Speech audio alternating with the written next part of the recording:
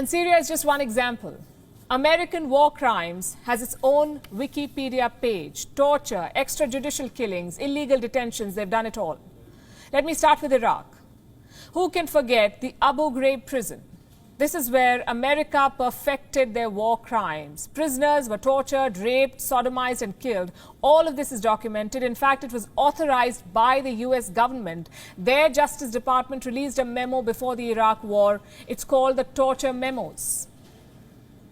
What did this document say? One, that US officials cannot be charged with war crimes. And two, that enhanced interrogation techniques can be used on prisoners.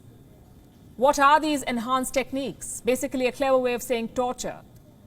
And two pictures sum up what America did in Abu Ghraib. Here's one of them.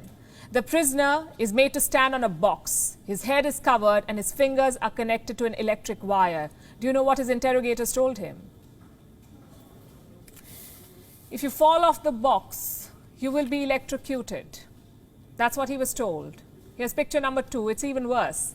Naked prisoners have been piled on top of each other. Their heads are covered and posing behind them are US soldiers, all smiles. This was standard practice apparently. The CIA regularly clicked naked pictures of their prisoners. The idea was to strip them of all dignity. Many prisoners died during such so-called interrogations. Many are still languishing in so-called US black sites. The people who did this are not soldiers, they're criminals. But the United States continues to protect them.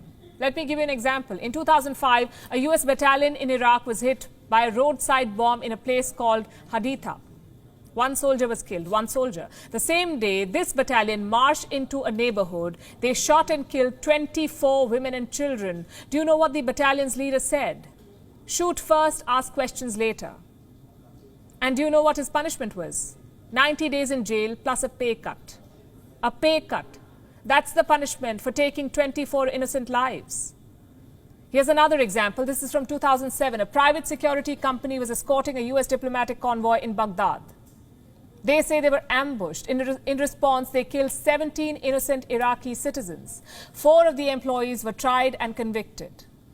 But in December last year, Donald Trump, then president, pardoned them.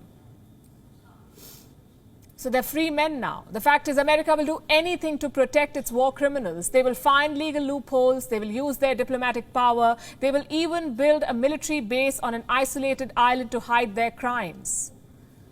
I'm talking about the infamous Guantanamo Bay Detention Camp, or Gitmo for short.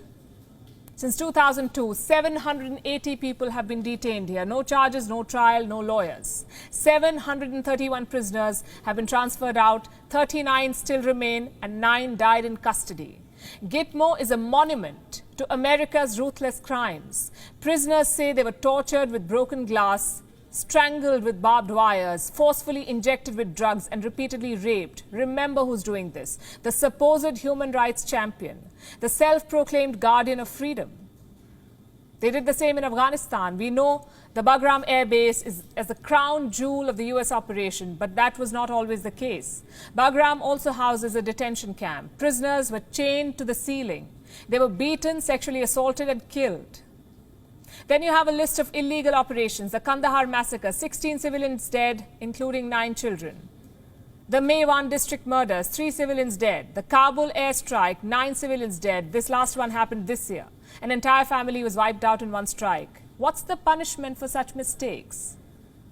Apparently nothing. The Pentagon says no US soldier will be punished. No jail, no demotion, not even pay cuts. And frankly, we should not be surprised. America's drone strikes are among the biggest war crimes in human history. The president orders, the Pentagon pushes a button, and innocent civilians are massacred halfway around the world. Let me show you the numbers. Since 9/11, the US has conducted 100,000 drone strikes. Do you know how many people have they killed?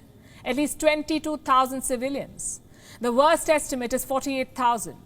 Could any other country get away with these crimes? No, they would be sanctioned, at the very least dragged to court. And that's the other issue. The US is yet to join the International Criminal Court, which means the ICC, International Criminal Court, cannot prosecute US soldiers. Then who can? American courts. And we all know how that ends. Even if US courts convict a soldier, their president ends up pardoning him. He becomes a decorated war hero instead of a war criminal. Hollywood makes movies on them. Late night shows interview them. This is the reality of the United States. The American war machine is actually a war crime machine. It's about time someone called them out. US soldiers arrive in foreign lands as messengers of peace and freedom, but they leave as merchants of death and destruction. So if Joe Biden wants to talk democracy and human rights, maybe start with your own military. Join the International Criminal Court. Subject your soldiers to independent probes. Until then, do not take the moral high ground, because the mass graves in Afghanistan, Syria, Libya and Iraq disagree. WION is now available in your country. Download the app now and get all the news on the move.